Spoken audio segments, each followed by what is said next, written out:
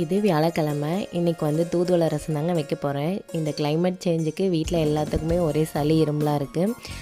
சரி, தூதுவளை ரசம் எப்படி வைக்கலான்னு பார்க்கலாங்களா? ஃபஸ்ட்டு கடாயில் எண்ணெய் ஊற்றிட்டு வரமிளகா, வெங்காயம், கொத்தமல்லி, ஜீரகம், மிளகு இதெல்லாம் போட்டு வதக்கிட்டு அதிலே தூதுவளைகளையும் போட்டுருங்க. போட்டு நல்லா வதங்கினதுக்கப்புறம் ஒரே ஒரு தக்காளி மட்டும் வறுத்து போட்டுருங்க. அதுக்கப்புறம் பூண்டு, இஞ்சி இதையும் போட்டு நல்லா வதங்கினதுக்கப்புறம் நம்ம ஊற வச்ச புளியையும் சேர்த்து நல்லா ஃபைன் பேஸ்ட்டாக அரைச்சிக்கோங்க.